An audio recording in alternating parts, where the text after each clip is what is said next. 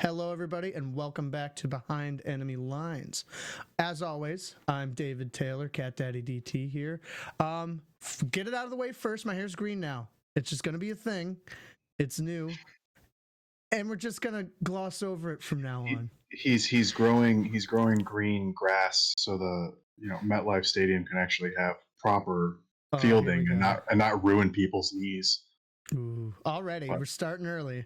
The NFL investigated twice; they found nothing. So So I wanted to get that out of the way first, and also our apologies for taking a little bye week last week. I promise it wasn't on purposely coinciding with the Cardinals bye week, but these things happen. But we're more than happy to be back at you this week with this week's takes and news and all that other great stuff. Joined as always by our resident Bucks fan, Ryan Cox, aka Coxie. How are we doing? I'm doing great. How are you today, buddy? Hanging in there. It's Friday. It is Friday. You gotta love it. And our resident miserable Jets fan over here, Yazzie. How are you this fine week, friend? I'm all right now. Monday might be a little different story, but we will absolutely cross that bridge when we come to it. We are here. We are absolutely here. One of the things that we're not going to do, unfortunately, because we do try to keep this brief, is we're kind of not going to mention last week at all. It's just a complete wash. It would take too much recap time to recap that and then do all the things that we typically do. And we want to stay kind of modern and up to date as possible. So old news is old news. We want to talk about the now. And for the first thing in this week in football that I found the most compelling, what I want to discuss with y'all, is the Patriots' decline. The Patriots currently 2-5, 2 games back of the second place Miami Dolphins for second in that AFC East division. And it's a sight to behold, just kind of what we've seen after the first 2 weeks, them looking strong, and then where we are now. It's obviously there's a lot that has gone into that with this crazy season, and there's factors that can be blamed all over the place for what is happening, and everybody will have their own take and their own excuses. So we can talk about those all we want, but the thing I want to highlight is who the big man blames. The genius himself, Bill Belichick, is blaming the salary cap for this. I don't know if you've seen the quotes. He talked about how they went all out and they, won 3 Super Bowls and went to a 4th because of all this stuff. And now he's blaming the salary cap. It was a great interview. My God!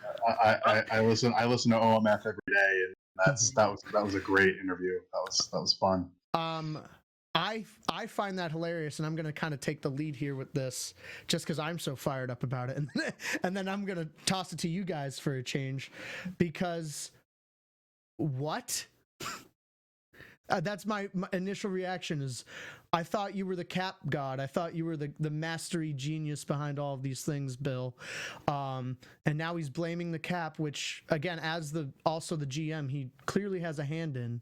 And that is what he's citing as the main issue behind this team. They paid Cam Newton $1 million was one of the things he also talked about. Yeah, you did that. That's what you did. You absolutely did that.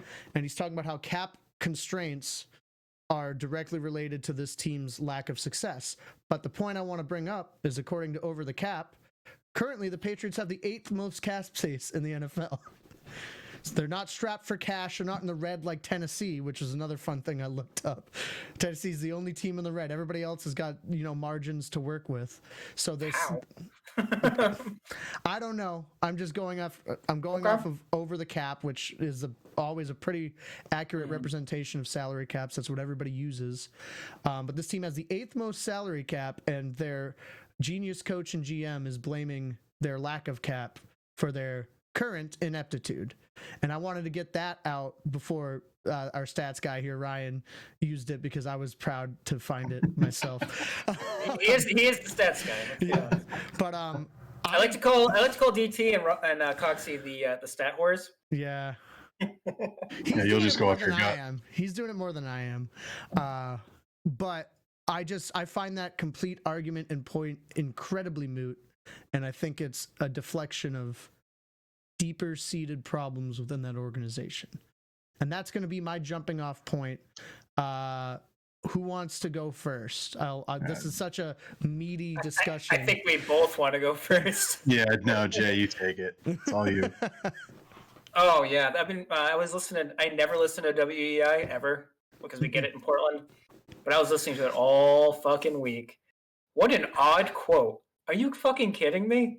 Who did they go? Who did they go all out for? Gilmore and I'm waiting. I'm waiting on the other guy, I the don't- superstar. They bailed. Julian- They bailed out his liberals. I don't. No, what happened is it's not a Cat problem. It's a lack of Brady problem. You had the best quarterback in the history of the NFL for 20 fucking years, and now you're realizing, oh shit, I can't just do this. And don't get me wrong. He signed guys that were like on the cusp of not even being in the NFL and made them into semi-stars. And that's great when you have a quarterback that'll, if you're down by 4 in the fourth quarter and you have like a minute left, will score you that touchdown every fucking time. That's fine. But guess who you don't have behind center anymore? The greatest quarterback that ever played the game. And I know a lot of people were really down on him last year, and I was one of them. And honestly, I didn't expect much out of him this year, but with these weapons, he's fucking killing it. I mean, in Tampa, he's just rattling off wins, and I think people are starting to realize that it might have been more Brady than Belichick. I also might have some more points on this, but I do want to hear from Coxie, the resident Bucks fan. Yeah, I also have some stuff, so we'll continue to pepper this because this is too juicy for us to. Well, I mean, it's we've been waiting 20 goddamn years for this, so this is going to be a long one. Here, boys. It's not so for you guys. Yeah, you've been waiting 20 years for them to decline, but for me, I've not only been waiting 20 years, but I'm also part of the solution. I honestly feel. Oh my, that's As such if a you thing to say, you fucker. Part of the solution. We took them off the Patriots' hands. They don't play there anymore. You wanted to get paid $25 million, so we said screw it. Side note, Okay. I don't want to cut you off, but side note, did you guys see that picture of Brady wearing a Yankees hat this week? Oh, love That that got posted too. all over social media. I didn't Oh, see give it to me. Love that. You're the oh my god, I don't want to get into Yankees fan too. Oh man, I love that. it. Continue. Sorry to cut you off, but I feel like that was another good point for his I think something we can all do is raise a little something and toast. Oh, he's got a shot going. They're done. At least for 1 year. They're done. They are not a threat at all this year whatsoever. And that deserves something. Clink, baby. So, with that, I think this is it's completely disingenuous by Bill. We're not dumb. We understand that this year, after the opt-outs, it was kind of a throwaway.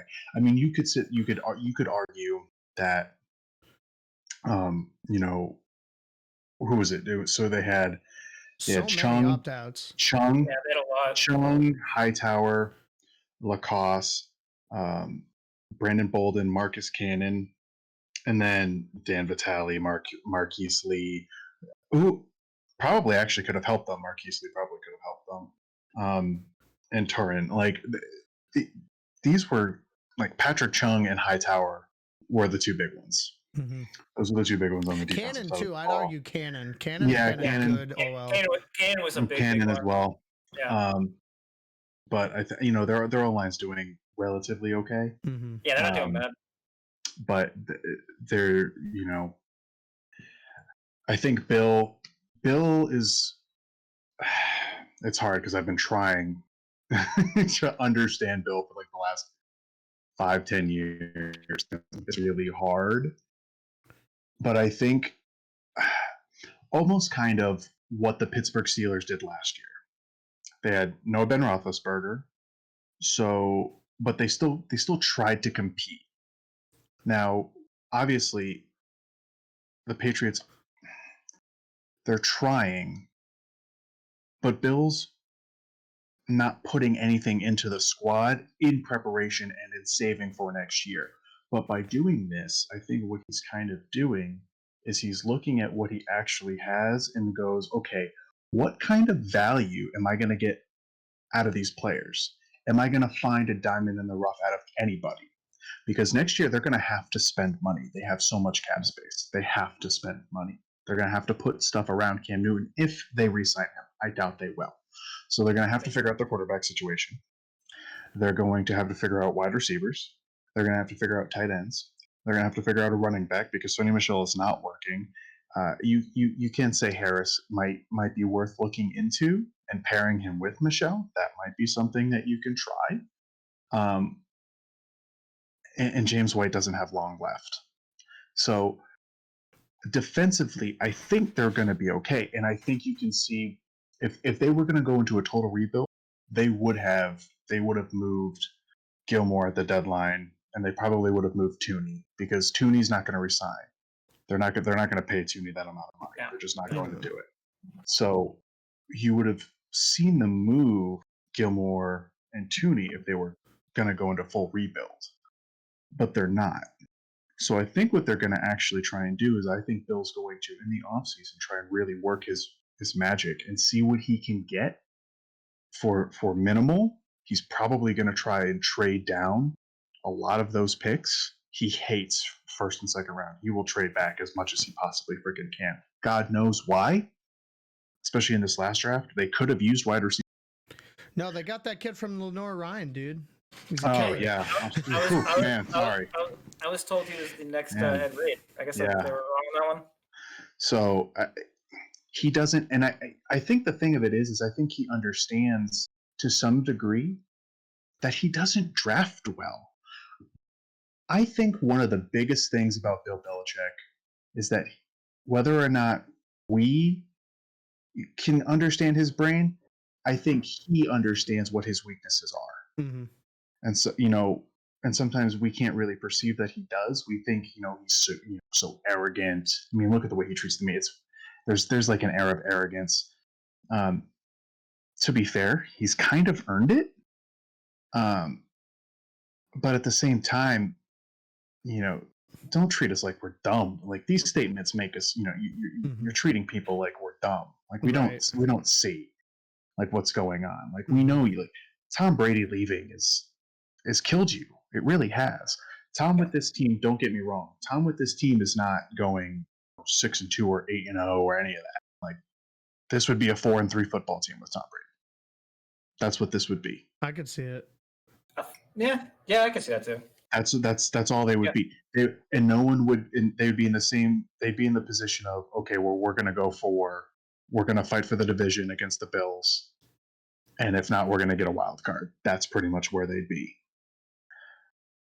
But I think this 1 year, Bill knows with all the opt-outs, save the money, and next year you go for it and you sell out again. But you just have the one reset year. He doesn't need to do much. It's just the offensive side of it that they really need to fix. It's a lot, but they can kind of start the process next year. I actually think, as much as I hate it, I actually think he's making the right moves, and they're probably going to be back in the playoffs next year. They probably will be. But this year's done. They're done. Gotcha. There's a lot there that I want to follow up on. Mm-hmm. Mainly to start the opt-outs.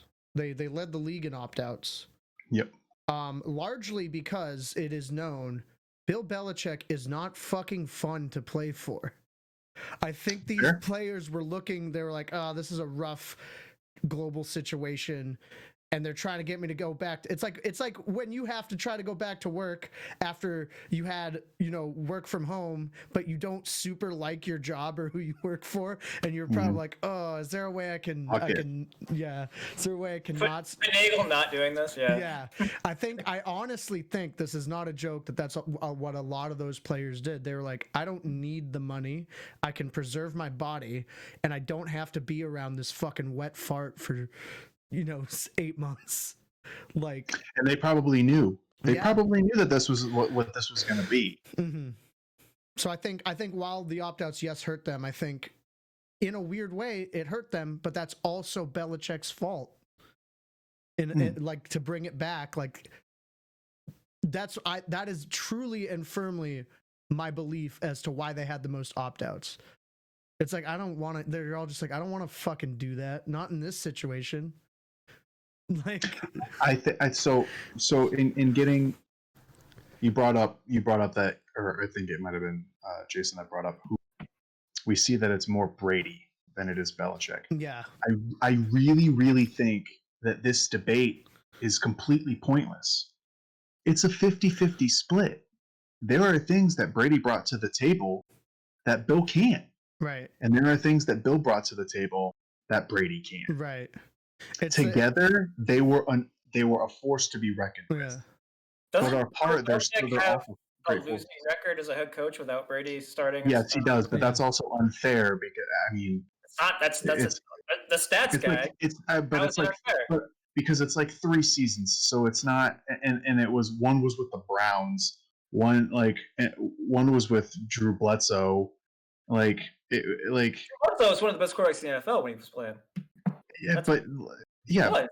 But it was a transition year with first year. Like it's not a big I don't know. I just don't put too much stock in it. Like so what? By saying that we're gonna forget like the 90% of it that he had Tom Brady. Oh, I understand that. But in the early years of that dynasty, like the first chunk of it, that was a defensive led team. Yeah. That Bill made. That had 4 Hall of Famers on it. Right, but Bill coached that team. I know, I realize Bill that. orchestrated that. Tom benefited from that. The second part of the dynasty, a lot of that was Tom. Yeah, or like 07, that was Tom. So what the other things that Bill Belichick is known for is not paying anybody, and if they want money, shipping them out. The one that I hate the most still is Lawyer Malloy. They should have paid that fucking guy. I love Lawyer Malloy. And the one you love the most is Chandler Jones. Well, I love that he got rid. Yeah, but when you put it that way, yes, absolutely. That's true. Keep doing that one a lot. That was their last great first round pick. Yeah. It was Chandler Jones. It was a 2012 draft because I wanted the Jets to take him. It was a long time ago. Yeah. They took. He doesn't draft well. Right. The Jets took Quentin Coples. Who? Quentin Coples. Yeah, how'd that work for you? If anybody has a trivia night coming up, it was Quentin Coples. So that was the one, is that he doesn't pay anybody. He gets rid of them as soon as they are worth anything higher than his miserly value. 8th most cap space still, by the way, and he has that roster. I want to hammer that point home because that fucking always bothered me. And 2, without Tom Brady, you can't take these literal Popeyes employees and make them into, strong starters in the NFL. You can't take anybody who is an unrestricted free agent from Rutgers and make them into people anymore. You can't. We've seen it. And I know we're talking about the opt-outs as being such a factor here, but let's be honest with the opt-outs here. We got the middle linebacker, Hightower, who was drafted in 2013. He's getting a little old. Also, none of them are skill position players. And one of the least effective positions in the NFL is middle linebacker. Like that's just not it's not a premier position. It's like bottom tier as far as position value. And then you got Martinez might have something to say to that. I mean, every fucking pundit on Twitter would have something to say about that. And you have Patrick Chung, who's what? I think he's like 32, 33, something like that. He's getting up there. And he's a fine safety, but he's okay. He's okay. Cannon was the biggest hit, in my opinion. Patrick Chung was 33. Gotcha. There you go. Well, that's the thing. That's, I think, the other thing is these are like older dudes, veterans in the NFL, who are probably just like, I want to hang out with my family, bro. Like, and on the decline. Let's go on the decline. Yeah.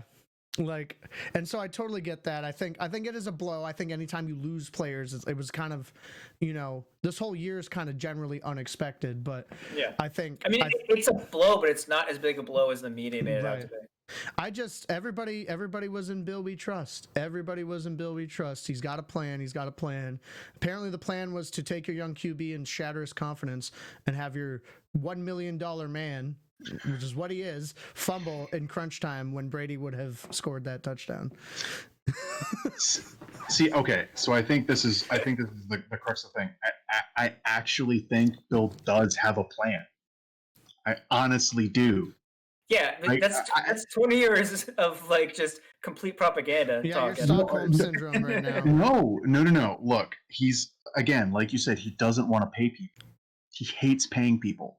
So what do? You build a team. You have a team of nobodies, and you see who's going to give you value on the cheap. Because if they're making nothing now, and they actually show you something, so here's what I think. I think he went into the year with a plan of testing. Who can I get for nothing? The only problem being, none of them are working. Not a single one of them are working. Wow, his plan sounds genius. But it's a throwaway year for them anyway. They had no quarterback solution, and so you pay $1 million to Cam Newton. What if Cam Newton worked? Then he would have been a genius again. If ifs and buts were candied nuts, we'd all be fat and happy. We'd all have a Merry Christmas. I get it, but didn't. That's the thing. Okay. What if Geno Smith was the next fucking okay, but Mahomes? Again, it was a throwaway year. It was a testing year. It was a Brady's not here, rebuilding one way or another in some form or fashion. Why not test it? Go with your young quarterback. Oh, never mind. But I don't think he actually believes in Jared Stidham. Clearly not. At all. That's I don't think he does. Take. No, Jared Stidham's bad. Hoyer is also bad. Yeah, okay, again, what if you were? And he's gonna stick with him. He's gonna write him out. What if Jameis Winston? I can't believe I'm the one freaking sitting here trying to defend the Patriots right now. It's fucking. It's a bad look. I'm gonna tell you right now, it's a bad look. Well, I'm not. I understand defending the Patriots. Your argument is just like hollow. It doesn't. It's not. It's a what if. That's not. Yeah. That's not. No, your... but I'm just saying. I think. What is this plan? Not the failed projects he had. What is his plan that makes you think they're going back to the playoffs next year? Yeah, that's what I was gonna say before we put this to bed, because we're over 20 minutes on this one. Because you said you think they're a playoff team next year. I want your fucking Bill Belichick fucking strings on tax. What's the path? So let me give you. So they need skill position people. Okay. No way. What? But what's the if you had to pick one position that they don't have? Well, I guess two, but one position that they don't have more than any other.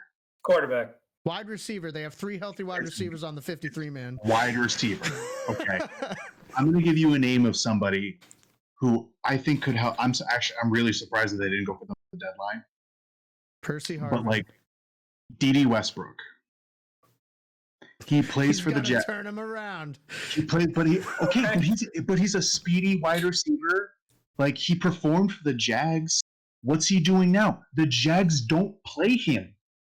They don't even play him.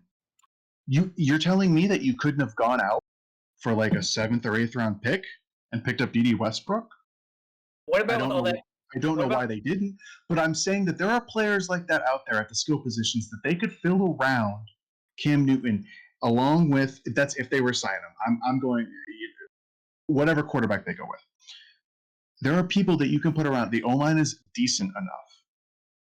The running back, Sony Michel with Damian Harris, is decent enough. And having James White and Rex Burkhead. Like, I don't think you're going to keep all 4 of them. One of them will probably go. But you can make that work. So then you draft tight end, wide receiver, or go out there and buy some. You have the cap space. The defense is fine. The defense will be fine as long as you have a quarterback and an offense. Gilmore's gone after this. But it doesn't matter. The defense is going to be okay enough that is if you have an offense that can hold the ball for time of possession, that it will work. And in the AFC East, they can go to the playoffs. They can. 10-6 gets them there every year. The Bills aren't. The Bills are going to be. You think they're going to go 10 wins with an unnamed quarterback, D.D. Westbrook, and D.D. Westbrook. Look, hold on. But look at the way the NFL does their. Who isn't playing for the second worst team in the NFL? They'll be the third worst team in the AFC East. So they're going to have an easier schedule next year. Like, I don't understand how we can sit here right now, knowing what we know about the Patriots, and saying they're going to get 10 wins next year is ludicrous. I agree. No, they're going to be they have potential. I'm going to be the one to stop this. We've spent way too much time on this. The potential is there. I disagree. Firmly disagree with that. I see. Incredible. You can go buy skill position players. You can. But when has Bill? When is Bill? Like 2, and then that's it. Because you're gonna have to get like $20 What are you talking about? He's sold out to win Super Bowls and. He doesn't even believe it. Fuck you. I honestly think they can next year. We'll see. Yeah. Oh my God, I can't believe you. In Bill, I fear. Yeah, that's the Stockholm syndrome talking. That defense is spooky. So God. So next most important thing, literally ever, is Michael Thomas still questionable. The man has played 3 quarters this season. He's still questionable with now a hamstring after his ankle thing, after he punched a teammate. The guy in general is a mess. I saw an update that he's active on Sunday. Really? Yeah. When? I was looking like just before we started this. Like 2 hours ago, I got one on Bleacher Report that said he was active on Sunday, yeah. All right, hopefully he plays. I don't trust it until I see him on the field, knowing this guy. Yeah, that's fair. Knowing this guy and this season. But I want to talk about it because obviously nobody expected this. A lot of people were saying going into this year after his record-breaking season that this is the best wide receiver in the NFL. Do you think, A, what impact do you think he has on the Saints? B, do you think he will be the same player? And since Cox Jay went first last time. Ryan, you've just been talking a lot, Ryan. So I'm gonna go to Jay anyway because you've been talking too much. Michael Thomas. I cannot play Mike. I don't. It's such a weird situation though because he had the legitimate was an ankle injury. Yeah, Kamara rolled over him. And then he got held out for the fight, which was like a team decision to hold him out of that other game. And then he had that phantom ankle injury come back. Well, they said it was also a hammy. Oh, was it? It was a hammy. I thought it was an ankle. Well, he was still listed as questionable with ankle/hammy. Okay. So apparently they're both lingering. I don't fucking know. Supposedly, but why would they have that whole fight thing that like the NFL never investigated that? Like they just kind of why they needed to. No, it's kind of weird because usually when that happens, the NFL investigates like player conduct rather. Anyway, but I've heard rumors that his nickname down there in New Orleans is "Can't Stand Mike" by his teammates. Really? Because yes, I've heard that. Yeah, because his ego is so fucking big that he thinks he's like T.O. He's a big diva, great wide receiver. Don't get me wrong, but a big diva. I think this is it for him in New Orleans. Gotcha. I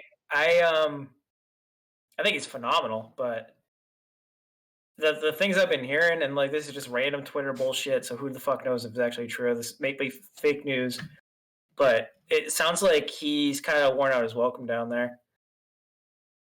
That's all I gotta say, I guess. It's kind of a shame. Do you think he comes back and is good for the Saints for the rest of the season? I think he could. Like I said, he's one of the best receivers in the NFL, but it depends on, I guess, like, not his attitude, but like how he acts about it. What happens if the Saints drop like a couple of games and they're like a wild card and they lose in the wild card round? Like, how do you think he reacts to that? You know, probably not well. Yeah. Ryan, what do you got? I think he will like be beneficial to the Saints. He has to be. I do think this is Drew Brees' last year. I do. So I think they're going to try whatever they can to get him on board at least for this year. And I think if he comes into the mindset of, okay, I'm leaving after this year, then, I gotta, I gotta show my value. That's the mindset that they gotta frame it. And that's the mindset he has to. Uh, if they can do that, he's a game changer for them. Yeah. He makes their offense so much better. And they need that because, again, after this year, Drew Brees is gone. I don't think he's coming back. So this is the Saints' last chance, because after this year, they're up in the air whether or not they're going to be a playoff team, irrelevant or whatnot. So they've got to make it work, because, again, like I said, after this year, it's up in the air. Yeah. So they got to kind of make it work. This is probably their last shot. I mean, a little messed up. You guys don't believe in Taysom Hill as the future over there. It was him and his like four. Him and Jameis can. That'd be a little wild. No, they're definitely a very interesting case study, but with Mike Thomas, yeah, it's the injuries obviously concerning, because those lower extremity injuries on wideouts always linger. They're always weird. There's always something going on. We see it all the time. So I don't know even if he finally does play. I know it seems like they're holding him out over and over and over and over again to make sure he's like good to come back. But, hearing what Jay has to say about it, maybe it's more that they don't want him to interfere. Like, they're 5-2 right now. They're playing well. Yeah, they're going to be 5-3. Well, if you want to inject, we'll see. We'll see. Well, yeah, that'll be interesting. If they don't want to inject, a poison into that, you keep them out. Almost. It's like, it sounds asinine.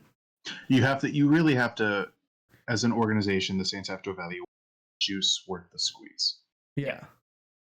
I mean, look at Antonio Brown. He was the best wide receiver of the 2010s, and definitely going to be worth the squeeze. The Steelers were like, "See ya."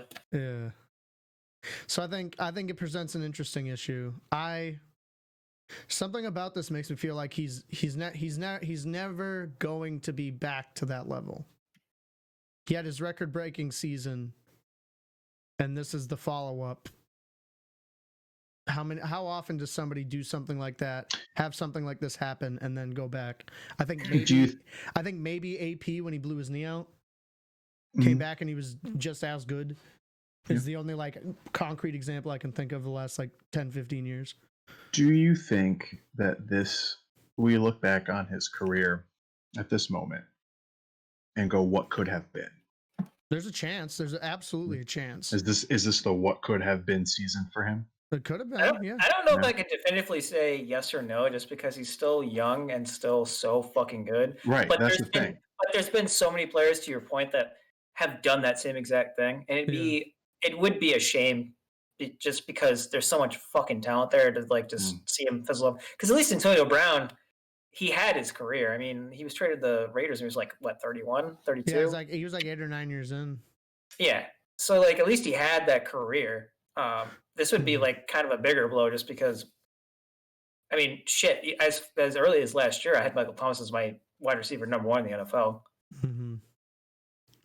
It's crazy. I think there's a chance that happens. I think it largely depends on the rest of this season and beyond what happens in the off season.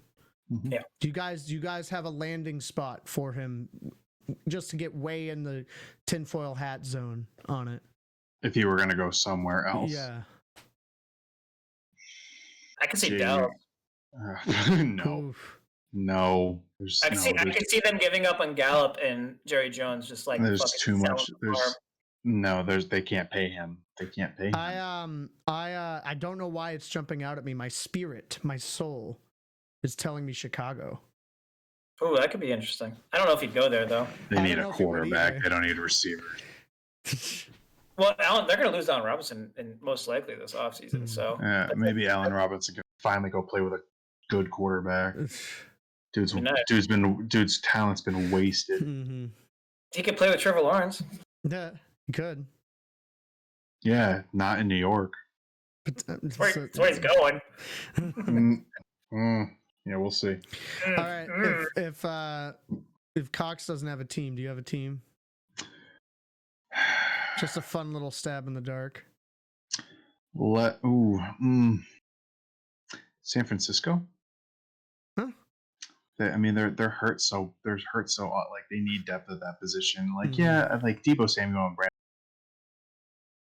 I imagine Michael Thomas with Debo Samuel and Brandon. I think it's Yep, though. Are they? Let me look at overthecap.com real fast. I actually don't know their cap situation. They're pretty There you low. Yeah, because they gave Jimmy G a huge guaranteed deal. They So have, they're kind of they stuck have with the Jimmy G. six least cap currently. But Matt, that's this year though. I guess they could. If Jimmy G's contract isn't guaranteed in next year, they just cut him. Yeah. I guess. So let's see. The Jets have the most cap space. Next year. I'm looking at 2020, 2021. I think we're predicting it's like the third most, but I could be wrong.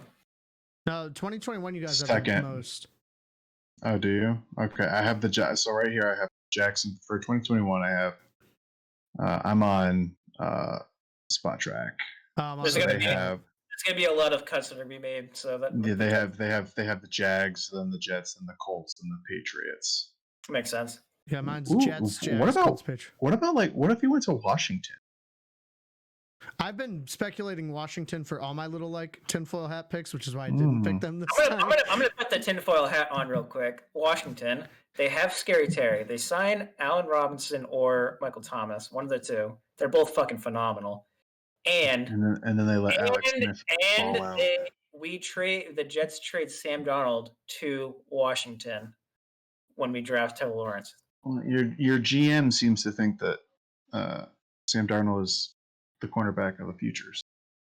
Yeah, every quarterback. Are you kidding me? That's it. Every GM in the history of the NFL has said that about their current quarterback. We gotta go. Real quick, because I don't know how much there is to say about it.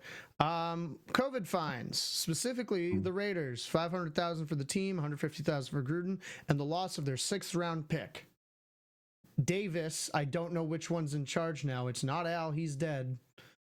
The other one, Mark Davis, called the punishment levied against his team draconic. Yeah. And that says all. Oh my God! What the fuck was that? Sorry, that was my bad. Apparently, Cox disagrees. That was what happened when I went to reason something else. Oh my God. That fucking really threw me off. But how do you guys feel about that punishment? They said fines were going to come out. They said they were going to start taking picks, and now they're doing it. So I want to know your feelings on this. If you're more on Mark Davis's side, if you think the league's in the right, where are you guys at? Let's go with Ryan, since he just scared the fucking pants off me. Oh, you're well. See, that's all I really. I mean, they're sending a message. They're sending a message. Like anytime they take away a pick, anytime you take away a pick, you're sending a message of like we're not afraid to. So don't push. I think this is merely that. Do I think that they did enough? Yeah, I guess I could see. I mean, the fines were ridiculous. Like they could have fined them more. But I don't think it was fines. I think it was about the pick. I think the pick was the main thing there. So I think the NFL doing that shows intent of do not screw around with this anymore. So especially with the way everything's on the rise now, like they have to nip that now because they start getting to the point where teams are going to be completely out of the playoff race. So they might start getting lax. But this is the NFL being like, look, I don't care if you're the Dallas Cowboys and there's clearly no way that you're going to do anything even in that shit division that like don't screw around with this. messages like that. I think that's what for. Yeah. So Jay? If in a one-word answer, warranted. Are you fucking kidding me? Mhm. We already knew that we were living on borrowed time in this fucking season. It wasn't even really. We didn't know if the season was going to happen. And then there was a team after team that like fucked up and didn't do things right. And then they gave them the warning and said, "Hey, every team in the NFL, if you fuck up, this is what's going to happen."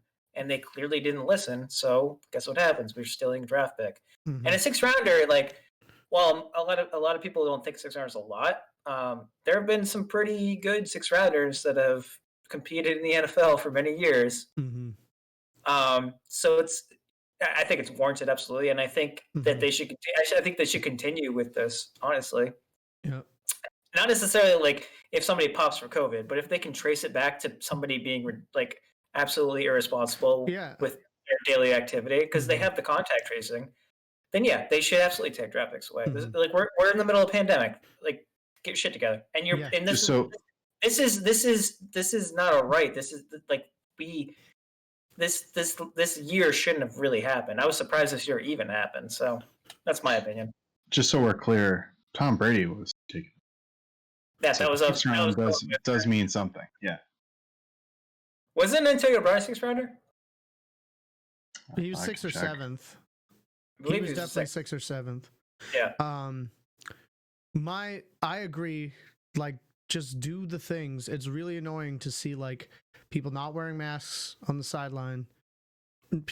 I just did an hour-long workout today in a mask the whole time.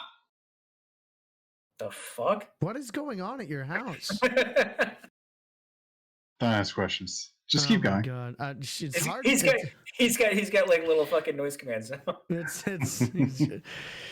It's really hard to keep going when that shit's happening. Oh my god. I'm on a roll and then I fucking hear whatever the fuck. That's why happens. I want to break you up. I legitimately forgot what I was talking about, so that's good. Anyways, I think you really did fuck me over there. Antonio Brown was a 6th-round pick, by the way. That's what I was looking up Right. and that popped up. There you go. I think, yeah, these actions should have consequences. It annoys me, like I said, when people like aren't wearing their masks on the sideline. I just did a workout today, 60 minutes with a mask on. It's not that hard for you to do it while you're talking in your fucking little headsets and all this other bullshit. It really annoys me. Just do the things and then you won't lose your 6th-round pick. Follow-up question that I should know that I don't. What happens to those picks? I think it just goes down to the next guy. I would What do you think, mean? right? What do you mean by what happens to those picks? Like Like, there's when- there's always 32 picks in every round. Whoever was Who under the gets it? Raiders gets the pick after. And then I think the last pick is just I don't- whoever had the last pick to begin with. I don't think in this case that will be 3. Is there? I think there typically is, right? That's how it works. I don't know. I think it would just. And- I think might the be- 7th round would just end with like a pick less, and then that guy would be in a draft free agent. Oh, I think maybe. You know what I mean? I do want to look now. I'm gonna type what happens. Type. Whatever. What the hell's going on over your house? Blah, blah, blah, blah. There's not alarms and people screaming going off. I don't know what you're talking about. Hey, that's what we heard. Ah! This doesn't tell me anything. Well, That's Coxie and his predictions are wrong. we'll worry about it later. We can look it up and talk about it in the next week. Yeah. So. That's fair. Any other thoughts on this before we move on? Nah, This is a fucking mess this week, boys. I know. Yeah, we gotta get into these games. We're rusty. It's fine. We'll go quicker on the predictions. Yeah. We don't need to go much into these games. All right. So this week it's I'll start Arizona Cardinals versus Miami Dolphins. I think it's a better game than I expected it to be when it was first released on the schedule. That's for sure. I thought this was a super easy win for the Cards at first. The Dolphins seem to be looking like they're assembling the no-name defense 2.0 down there, with the way that they fucking ate Jared Goff. That was alarming. So I don't know if they're coming on or if that was a flash in the pan or what. That concerns me greatly. And if our defense can hold, huge, 2 weeks ago, huge statement win in overtime against Seattle. But we've had a bye since then, so we've had 2 weeks to prepare for this. So I think that I'm hoping that the bye doesn't kill the momentum and the extra preparation adds to it. I still think we win this game, but it's much more compelling than I originally expected. I'm gonna say 28-17 Arizona. Yes. What's your take on it? I do think it's compelling because I think the Dolphins defense is like top 5 in the NFL right now, right? They're very, very good right now. I don't know if it's They're top 5, well. but they're playing super well. They're playing really well. However, Tua had 12 for 22, 93 yards last week against an okay Rams defense. They're not great. They're not bad. No. They're okay. Fine. It's his first start as a rookie, but he's still a rookie. And your defense has shown flashes of brilliance throughout the year. Seriously. Gaskins is out. I think He they're. is. I think Breida's out as well. Yes, he is. So it's gonna be what's his face that they signed from the Eagles. Jordan Howard. It's gonna be the Jordan Howard show. Who I think his stat line this year is 13 carries, 14 yards, 3 touchdowns. So take with that what you will. It's very good. I don't think this one's gonna be that close, honestly. What do you got? 35-10 Cards. Oof. Ryan. Okay. No. The Dolphins. I'm gonna go with the Dolphins. From the Bills to the Dolphins. I'm gonna go with the Dolphins. Look. So Ryan secretly likes the AFC East, is what we're learning. Except for the Patriots. No, he likes the Patriots. He was standing. Oh yeah, that's right. I hate the Patriots. He stand them for almost a half hour at the beginning of the fucking episode. He sure did. I see potential. Anyway, so the Dolphins defense, I think it's a little underrated. Like this defense is coming together. They spent big on the defense in the offseason. They did, and Brian Flores is no joke. So he's really gotten this team going. Now, if this were the Finns under Ryan Fitzpatrick, I would have no problem saying this is, the Finns win by a touchdown. I'd have no problem saying that. With it being Tua, I don't think we can glean or ascertain any information from last week because game script and the way the defense played, Tua didn't have to do anything. He really didn't. So this week he's going to have to show something. Yeah. So we'll see what he shows, but I think the defense is going to do a better job than people are going to expect. I think they're thinking Kyler Murray's going to be a mobile quarterback and to give them some problems. Really think that their outside linebacker can get it done, and then you have Van Noy just spying right in the center, just watching them. So I don't know. I think this defense. I think this is going to be a 27-24. Actually, you know what? Their last meeting. What was their last meeting? I just had it here. Last 3 or 4 years ago. It was in 2016. It was in 2016.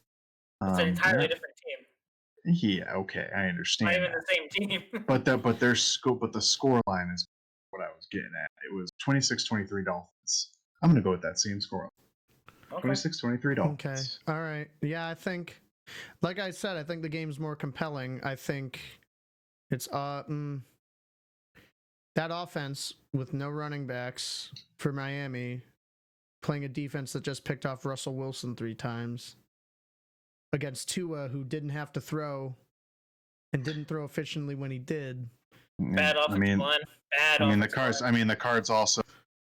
Yeah, okay, they did that against Seattle, but they've also shown that they can lose games that they're supposed to win. Yeah. So yeah, that's fair. That's fair. So it's okay. You're down. Hang on to do this again. The records for predictions are Ryan Cox is 32-22. yeah, I'm behind. I got to make up some ground. Jason is 39-15, and I'm 38-16. So I'm going for it. I'm going for it this week. You guys are just take my advice. I'm going to go opposite.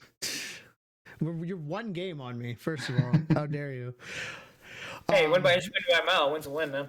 Yeah, whatever. That sounds like a Jets fan. Ryan, Yeah. Ryan, let's move on. Bucks versus Saints. Tell me all about the juicy matchup from your perspective. Well, the juicy matchups really depend. Well, there's one matchup that's just not juicy, and that's Lattimore on Evans. That's not juicy at all, at least from my perspective. Evans has been really, really struggling with throughout his career. So, but I think there's one player that we really need to focus on, and I think we all know who I'm talking about, and that's Antonio Brown, baby. Welcome to the club.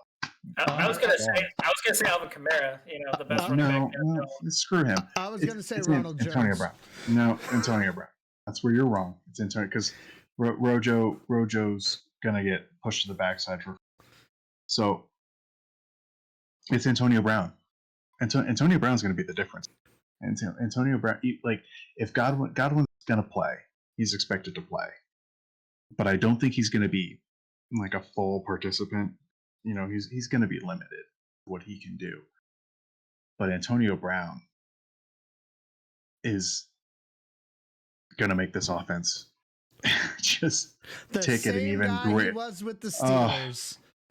You're on rare form today, friend. With he's going to be close. He's going to be close. This is a rare lost night. He's going to be no. Look, those two shots. Tom Brady. You know what I'm going to do with her? Tom Brady does not advocate and have Antonio Brown live with him if there wasn't a connection there. Physically. TB12. Oh. They played one game together. And what was the stat line? Oh, I'm sorry. One game together. He was there for 5 days. That's awesome. Jonas Gray also had 3 games back in 2014 where he went off for 600 yards and then they cut him the next day. I'm sorry. That doesn't mean shit. Sample size means something, Cox. So Antonio Brown's career sample size doesn't. The talent that he's displayed doesn't mean anything to you. With Tom Brady post 30, he played one game. Okay, and it was 5 receptions. So remind me how that's bad.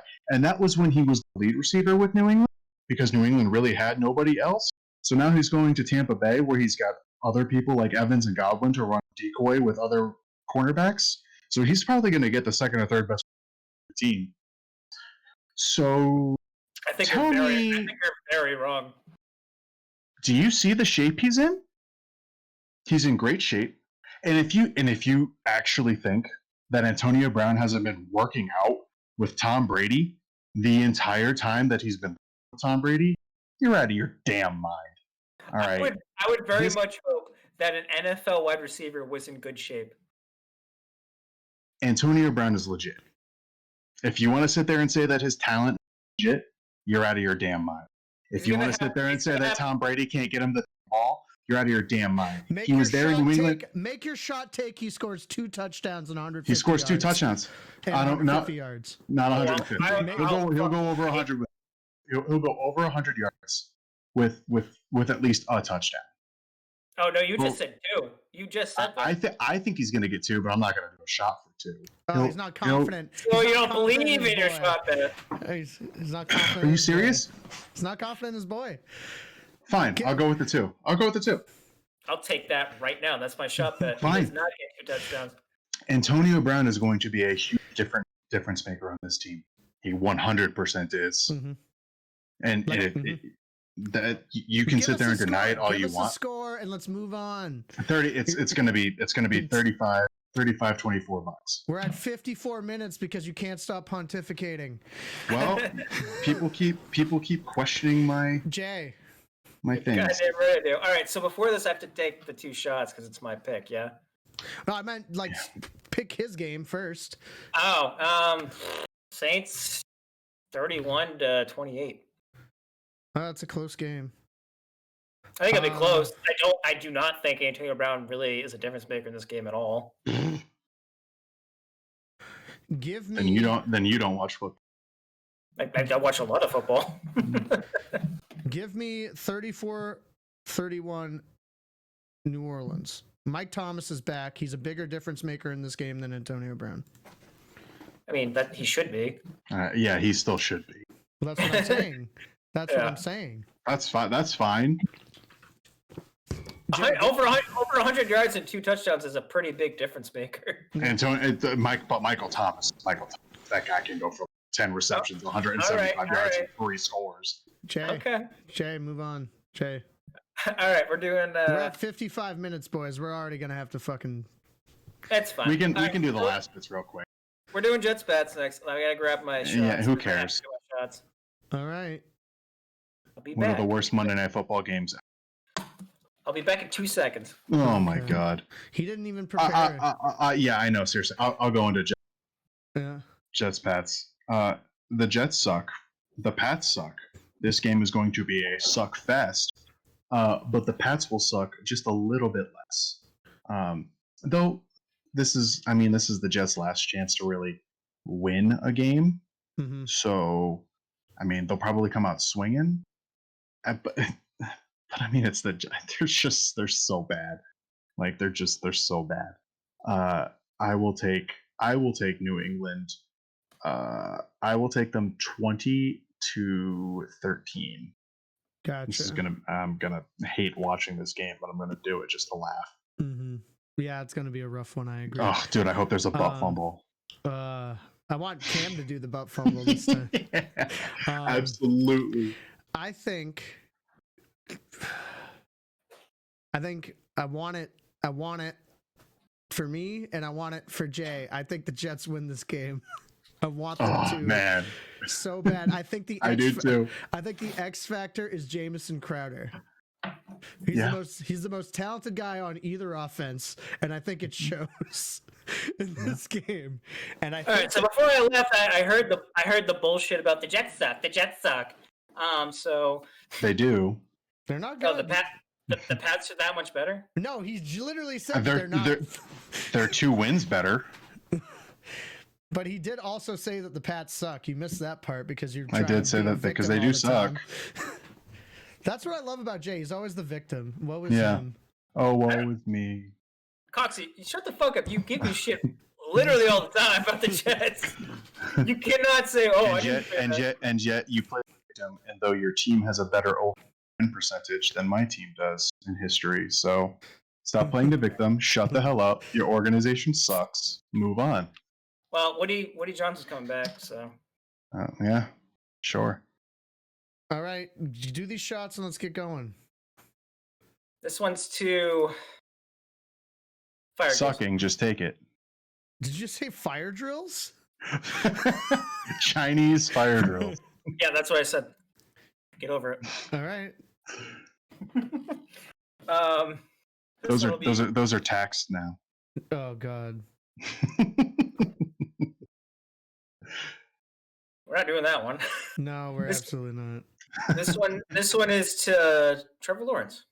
I knew it. Your boyfriend, who's gonna be a giant. Yeah, he's gonna he's gonna force a trade. That's so hard. Joe Namath seems to think he will. Oh, God. Joe Namath is also has. Never mind. I'm not gonna get into that one either. Joe Namath is the Jets. Yeah, he ain't exactly all there anymore. Give your analysis, Jason, so we can move on. Oh God. If there's any analysis to be had. So the Jets have Darnold, and with the first time, if Darnold's healthy, we'll play with Mims, Perriman, and Crowder for the first time this season. Is starting receivers. The Pats have Jacoby Myers, Gunnar Olszewski, and some other guy that I don't know the name of. Wow, that's a murderer's row. Holy fuck. There's Demir Bird. Oh, that's the believe. guy. That's the guy. Bird, yeah, that guy. Yeah. They have Sony Michelle, who's dope. Michelle's still hurt, right? This will be Michelle's on IR still, I think. The funny thing is this week is I've heard on like all the local stations that Pats fans want to lose this game to tank for Trevor, not realizing that the Jets aren't winning more than one game this year. Maybe not even that much. Unless the Pats throw both their games against the Jets, in which case the Jets would then own. Bill hates losing. He hates losing to the Jets. Yeah, even he won't. more. He won't. He won't. He will not. He will not throw the Jets games. No, I he won't. promise you that. No, he won't do it. What's the That score, being Jay? said, 24-17 Jets. Didn't I say the same score? I think he might have. I think I gave the same score, Jay. I have you guys winning too. The Jets have better weapons. Period. They do. It's a fact. You talked up Perryman all the offseason. Don't give me that fucking look. I like Perryman. And Jamison Crowder is hurt. Mims is when he's healthy. Showing shit. Mims is a person. You haven't watched any of his games. You haven't watched anything. We're moving on. We're fucking This is such a shit show. Colts Titans. Just quickly go through them and get. Colts Titans, Jay. Colts. 24-17. Ryan. Titans. 30-. I will take the same score as Ryan with the same team. Titans. Texans Browns, Ryan. The Texans win. They will win that 27-. 27-20. Mm-hmm. Gotcha, Jay. Yeah, I'll take Texans 20. Yeah, 24. Let's go 27-24. I'm gonna take the Browns 30-27. Are you sure? Wait, you said the Texans against the Browns? Yeah. Texans play the Jags. I'm in week 10. I'm tripping. Oh, well, should we have to restart again? No. We have to start from the beginning. That one's on me. Yeah. We got to restart the whole podcast. The whole podcast. Sorry. Texans, Jags. We'll start with. I will also take the Texans then, and we'll keep everything the way that we went. Yeah, I'll still take the Texans. Yeah. Texans. Why not? Texans. Giants, Washington. Jay. It pains me to say it, but I think I'm going to take the Giants. 17-10. All right. Cox? Show me something Daniel Jones, but dude fumbles or throws an interception way too much. Football team wins this game 27-20. 27-17 football team. Again, I love that front seven. Daniel Jones has the most egregious interceptions I've ever seen in my life. He cannot hold on to that fucking ball. Dude, last week was bad. Don't take a Duke quarterback. That's maybe don't. That's my advice to any future GM. It's a good quarterback. Good quarterback. Ravens, Colts, Ryan. Man, this is. Both defenses are really, really good, but I'm gonna say the Ravens. They got to bounce back here. So I'm gonna go with the Ravens with a 24-21 score. Jay. Yeah, they're both good defenses, but I'm gonna go with the better quarterback. I'm gonna go Ravens 28-21. Gotcha. I'm gonna also take the Ravens 24-17. I don't want to over scroll and go into the next week like I did. Lions, Vikings, Jay. Oh, Vikings. For sure. It's going to be like 28-10 Vikings. Okay. Ryan? See, I don't think so. I think that the Lions are going to win this one. I think the Vikings are going to be really high on themselves after last week. I don't know. Stafford has COVID. I know. Oh, that's true. That's right. I forgot about that. Yeah, so keep that in mind. Yeah, no, okay. Yeah, no, that's Vikings then. Stafford is the Lions to me. So, yeah, and then Vikings. I'll go Vikings. Oh, God, without Stafford, how the hell are they going to score points? And they don't have Galladay either. So, his hips all fucked. Man, we'll go 30-17 Vikings. 30-17, damn. Yeah. I'm gonna go 28-10 Vikings. Yeah. Bears and Titans, Ryan. The Bears. Titans will win this game. Chicago's offense just doesn't do anything. So the Titans will win this game 28-23. Great. Jay. Yeah, I'm going Titans here. Ryan Tannehill's got a day. Great. They're gonna stuff King Henry, but Tannehill's gonna have a day. Sure. I do think Chicago's defense gets a score though. Probably. I could It's see not that. it's not gonna be enough though. Yeah, No. I'm gonna go Titans. I don't want to do a score because I've done too many scores. Panthers Chiefs, Jay. Chiefs 35-10, maybe 7. I'll go 10. Gotcha. Ryan. CMC is gonna be back. Yep. Oh, I By all forgot about that. accounts. God damn it. So KC will win this game a lot closer than people will think. I think this is going to be like a 35-30 kind of game for the Chiefs to win. I forgot CMC's back. I'm gonna go 35-21 Chiefs. Yeah. The Seahawks versus the Buffalo Bills, Ryan, since your boyfriend's playing in this game. Yeah, that doesn't matter. They're not going to win this game. Seattle. I'm sorry, Seattle's way too.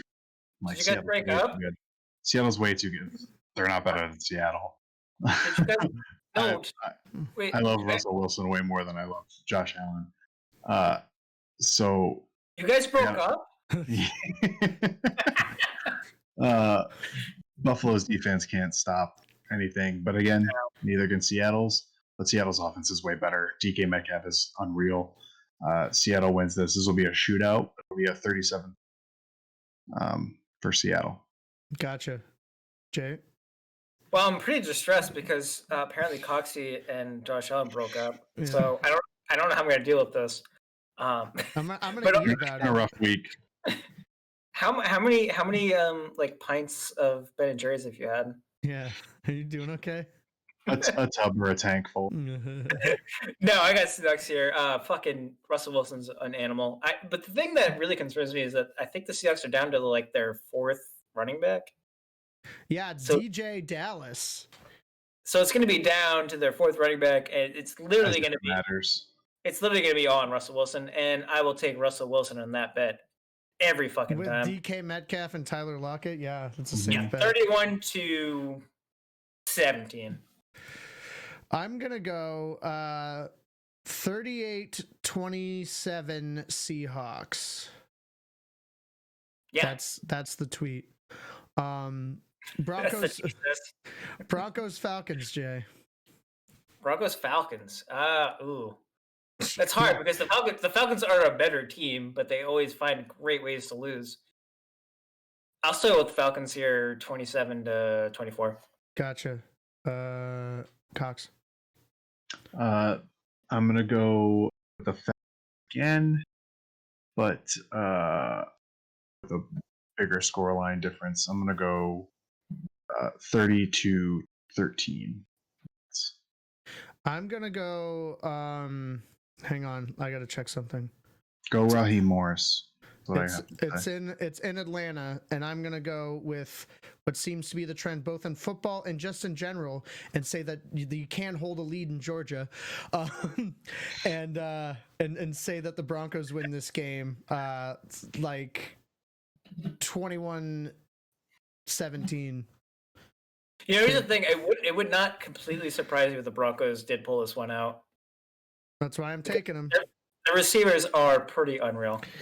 All right, and what I find one of the more compelling matchups of the weekend, Raiders Chargers, Ryan. I think the Raiders are getting kind of undercut here. I don't believe. I think right now that the Vegas has the Chargers as favorites, which is kind of nonsense to me. It's an even spread right now. Mhm. So I don't get that at all. I think Raiders. I think they'll win this 27-21. Though I still think Herbert will throw over like 300 yards again. Mm-hmm. But I just don't. I just think they'll score the 3 touchdowns and yeah, the Raiders can get more. Jay. To Coxie's point, this is a fucking tough one because like Herbert's been playing his ass off, and the Raiders have been. I mean, Jacobs has been playing well, but I'm gonna go Chargers here. I got Herbert going for like 350 and just fucking stamping his point. I'm saying I'm the franchise guy. Let's go 35-28. Herbert. I hate that both of you picked different teams. Because I felt one way, and then I heard Ryan speak, and I was like, yeah, and then I heard Jay speak, and I felt a different way. So it's I've done this full 180 where I'm back to the Chargers, baby. No, because I am I think the three of us the biggest Justin Herbert fan here. Dude, I was a huge Herbert fan back in the Disney at Oregon. He's good. He's good. He's winning me fantasy games in the most important league that we're in. I just think he's too much for that Raiders defense. That's my only. See, my main concern is that Chargers defense going up against what LV has to offer. I almost said LA, but I changed it. It's going to be a close one. It's going to be like fucking. Absolutely. It's going to be down to the wire. The thing is since. Like and Herbert's had some dudes he's had to deal with. Yeah. He's had to duel both Brady and Breeze and nearly pulled it off both times. Yeah. I think this next tier down with Carr, I think he pulls it off. That's fair. And that's he should have been the Giants pick last year if he had went out. Yeah, 100%. And everyone said that if the Giants were picking 6, they were taking Herbert and he didn't come out. Yeah. They took Daniel Jones. They were so desperate for a QB. Love it. I love it. Fuck the Giants. Steelers, Cowboys, Jason. Steelers, Cowboys. Oh, it's the Steelers. Are you kidding me? Dalton's back, right? No, he's on the COVID list. So they got Ben DiNucci. No, it's not gonna be Ben DiNucci. Oh, is it not? No, they're gonna go with oh god, let me pull up who it's gonna be. Bless you. Thank you. I think it's gonna be Gail Gilbert. Who? Yeah, exactly. Yeah. Oh god. I think he was in the XFL last year, maybe. Am I wrong on that? I don't know. So it's either gonna be Garrett Gilbert or let's see who else we got here on there. Did they cut Ben DiNucci? No, he's still on there, but I think it's going to be Gilbert just because they didn't like Ben DiNucci. So, yeah, I think expect Gilbert to start. Okay. So you have Steelers, Jay, Ryan? Yeah, the Steelers losing this one like 30 to like maybe 3. I'm not even gonna bother with the score. Steelers. Yeah, Steelers. Just give me the Steelers. Steelers win this game by a margin of several to not so many. They'll win this game. This will be the blowout of the week. It's probably going to be pretty gross. That's spread's 14.5. That's apparently the games, boys. That's it. Yeah, that's all. So we did it. What's everybody's shot take for the weekend? AB, yep, you got it. 150 yards, 2 touchdowns. 2 touchdowns, okay. So the way the shot take works is instead of doing it the way we've done before with our little bets that we've all had since it's normally between 2 people, and I haven't been able to get involved yet, we're each going to make a declaration, and if it comes true, nothing happens.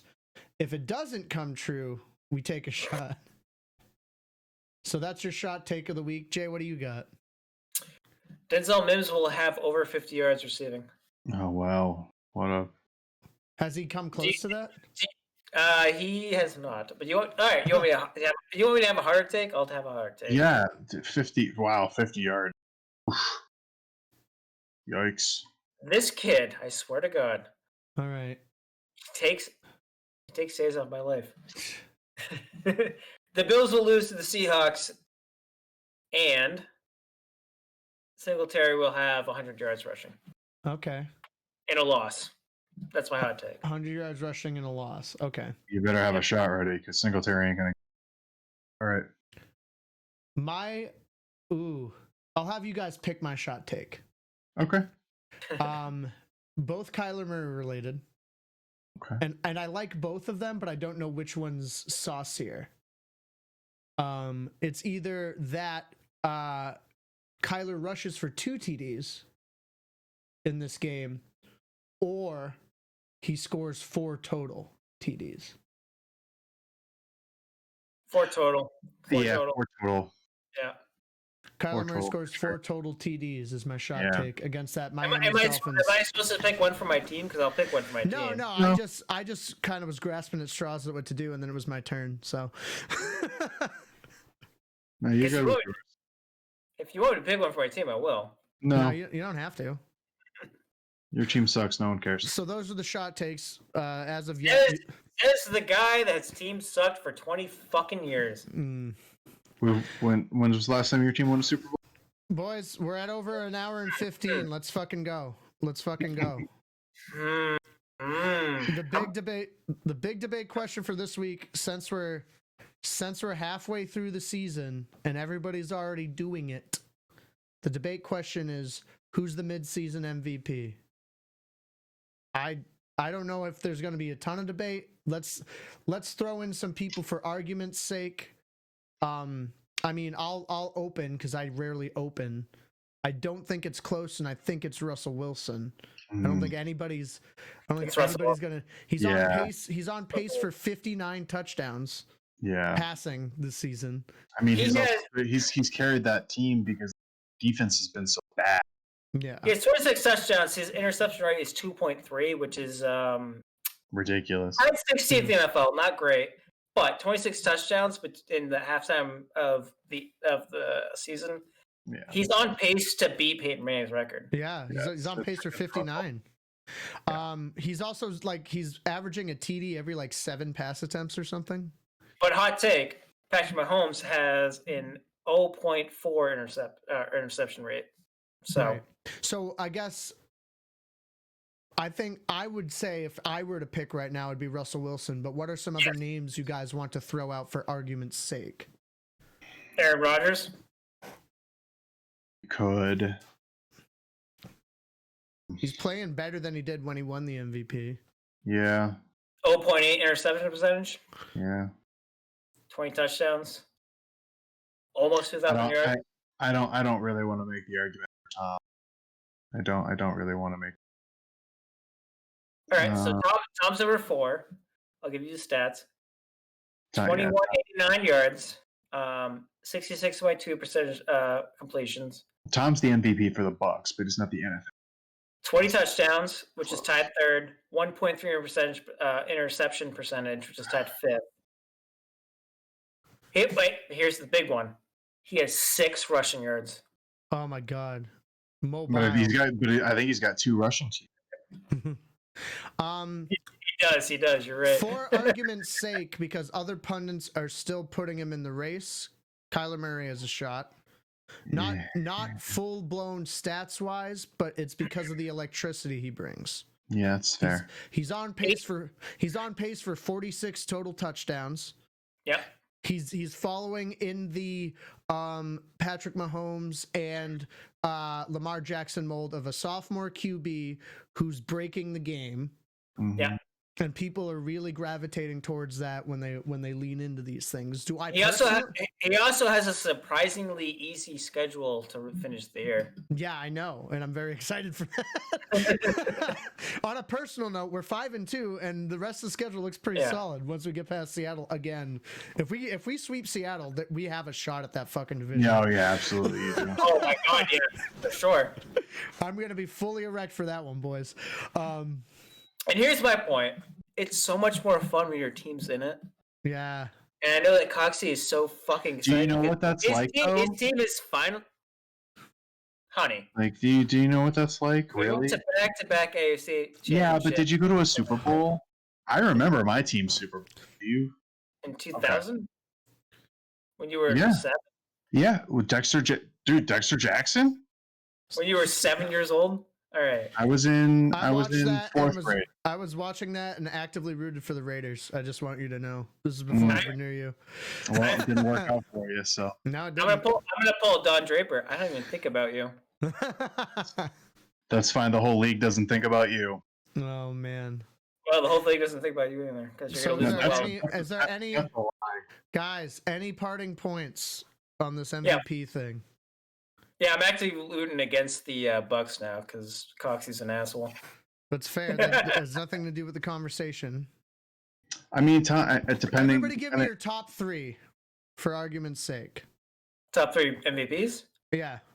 Okay. It's Russell Wilson, Mahomes, and probably Kyler Murray. Yeah, that'd be mine. Yeah. I think that would be. If you wanted to throw a non in there, I'd say if it were Kamara. if it were a receiver, if it were a receiver, I'd say Devontae Adams. If it were a running back, yeah, I'd say Alvin Kamara. So Dalvin Cook. Dalvin Cook got a game. Yeah, but their record's not enough. Yeah. You have to be in a win. I'd say potentially if a non-quarterback after we have to see so the games even up between Devontae and him, but keep your eye on Hopkins if you want to talk about non-QBs. Maybe. Rookie of the year, go. Justin Herbert. Offensive rookie of the year, Justin Herbert. Oh, Joe Burrow. Got some divide there. I'm gonna go with Justin Herbert.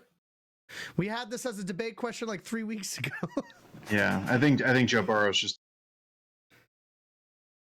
He's just better. what? He's done more with less. Yeah. That's We fair. did have this in terms of the offense.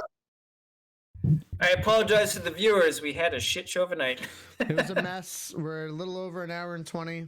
We'll get the training wheels back under us and keep bringing it to you again next week. But it's a Pat's throwaway year. Yeah. Thank you all so much for hanging out. You got some of the feistier commentary from all of us, which I think is a positive, but we got to bring it back to some of the structure we had before. We'll find the balance. Thank you for bearing with us. Like we said, every week, any feedback you have, feel free to drop it in the comments. We're more than happy to take your feedback, morph some things, adjust it. But as we always say when we sign off, we hope your team wins unless they're playing one of our teams. So I hope you have a wonderful evening, and we will see you all next week. Say bye, everybody. Bye. Bye.